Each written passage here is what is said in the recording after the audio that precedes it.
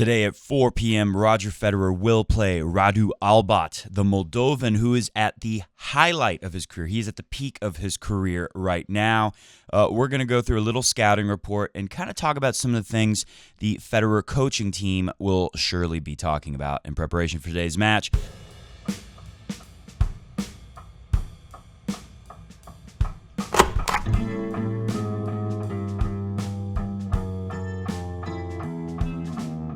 Welcome to the Coffee Break Tennis Podcast. I'm sorry for those of you who don't like when I do podcasts and would rather see me on the screen. But today we only have time to get, as you know, I'm going to Miami tomorrow morning. We're in preparations to get out of town.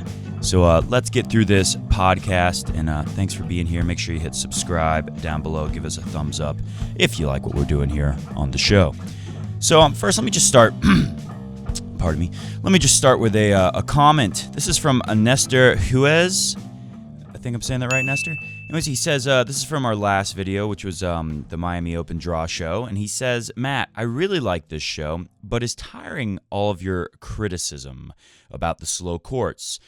Leaving our Federer fanboyism aside, slow tennis is way, way, way better than fast tennis. If tennis was serve and volley all the time, or horrible styles like Isner or Karlovic of acing all the time, it would be the most boring thing to watch. And he's kind of got a point. You know, I was actually, it's funny, I was in the shower a couple weeks ago, and I was thinking about this to myself, and I was like, you know what, Matt? Screw it. I'm done talking about court speeds all the freaking time. It seems like it's the only thing we talk about anymore in tennis. And then I kind of, I thought about it a little more. It's like, well, you kind of have to talk about court speed. And another thing, Jack Quinn comments right below that with a good point. He says, it should still be faster than what it is now. Besides, the problem is the lack of sufficient variety and diversity in court speeds. And Jack's really right. They're both right. It would be boring if everything was super fast. I agree with that. You know, fast courts kind of kill the development of points. You don't get as many interesting rallies that develop. More crazy stuff will happen. Also, you know, Miami is like the South American Slam. You got a lot of guys who feel more comfortable on clay in South America. So when they come up to Miami, and, you know, it's Miami, so they can get some good crowds out there for the tournament and sell tickets if you got South American players doing well. So there is that factor too. And this court has always been a medium slow court. But this year, we have to talk about it. We have to point it out. It's a slower court. And I was listening to Daria Kazatkina in her interview after her match yesterday, and she was saying, I like this court. It's very slow. I mean, everyone knows it's slow. Another thing she says, it's bouncing high, so it's good for me. She's got a lot of variety, can do a lot of stuff with the ball, can get a high bounce. So Rafa would love it, and it's too bad. Let's get right into this. It's too bad Rafa's not here playing Radu Albot today, because that would be a good matchup. I'm sorry, Fed fans. I'm not saying Federer is going to lose, but this is challenging, and I bet you the team has already spent plenty of time talking about it. Radu Albot, like I said at the beginning of the show, he's at the very best he's ever been right now. First off, he's kind of like a David Ferrer. He's 5'9", not very tall. In fact, one of the shortest guys you're going to see.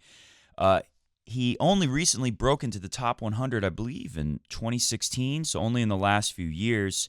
And now he's in the top 50 for the first time in his career, and he just had his biggest win ever at the Delray Beach Open.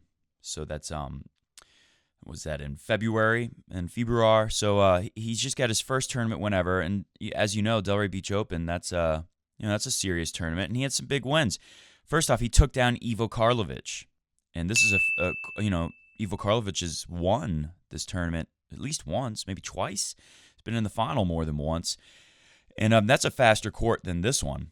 So he was able to take down Ivo Karlovic in straight sets. Then he took down Nick Kyrgios, and that was kind of a crazy match in third set. Nick Kyrgios is asking a fan on a crucial serve where he gets broken in the third set. Kyrgios asks a fan, "Where should I serve?" And then he misses the serve and says, "Yeah, thanks, mate. That didn't work." He beat Stevie Johnson in a tough third set tiebreaker. He beats Mackie McDonald with 2 bagels. This is another theme for Radu Albot this year. He's throwing out a lot of bagels. Lost 6-3 in the first set, 2 bagels to Mackie McDonald. Mackie McDonald did have a tough match with the one-legged Juan Martín del Potro in that match. His knee was bothering him so bad. It looked like he was on one leg. And then he beats Dirty Dan Evans, who is a kind of a creative, interesting player, can do kind of some of the stuff we see Federer do. So the thing about Radu Albot is he's had to fight his whole career. This is a guy who's made like hardly no money for most of his career. Only recently has he been winning enough and ranked high enough to be making money. So a guy like that has to play a lot of doubles. So he actually can play the net pretty well. You think of him as a counterpuncher like David Ferrer. But one thing is he's going to be able to come up to the net too. So that's another factor. He doesn't have a big, powerful serve, but he can hit spots with his serve. So like I was saying at the beginning of the show, it's kind of boring to talk about these court speeds all the time. But the problem is they're all trending towards clay. Even the hard courts are all playing more and more like clay. Grass is playing more like clay. They slowed everything down. I know you get to see more entertaining points, and that's probably good in the long run for the sport. But it wouldn't hurt to have a little variety on tour. And on a slow court like this, the only thing that would help, I would say, is he's so short, the bounce is high here. Rafa could take advantage of that. Roger's not going to take advantage of the high bounce as much as you would see Rafa. He doesn't have the forehand. I mean, he can whip his forehand pretty good, but it's not the same. Maybe he can use some kick serves. But, Roger's going to just serve his game. He's not going to alter that too much. Maybe he'll use more. Obviously, he'll go with a lot of kick serves on his second serve. So with the ability for Radu Albot of Moldova to kind of take the net away from Roger, I don't know if he will for sure, but he can. He's a counterpuncher. He can pass. If the slow court forces Roger into some longer rallies, which of course it's going to at some points of the match, and if anything's shaky with Roger, it'll get exposed today. And just look at let's get out of here in a few minutes, but just look at some more results. Radu Albot had a pretty good Indian Wells. He had to come through qualifying without dropping a set. He beat Marius Kopel 6-2, 6-2. He goes through Fonini, laying a bagel on him. Like I say, he's doing a lot of bagels. And then he lost to Kyle Edmund, who got blasted off the court by Roger Federer fairly easily. So you see that and you think, all right, Roger beat Kyle Edmund beat him. But tennis doesn't always work out that way. And of course, let's just see what he's done here. He's come through the qualifying, laying a bagel in the qualifiers down. And then laying another bagel on Matthew Ebden just yesterday or the day before. And Matthew Ebden retired, was playing bad, having trouble looking into the sun, double faulting a lot early on. They're both struggling with the sun a little bit.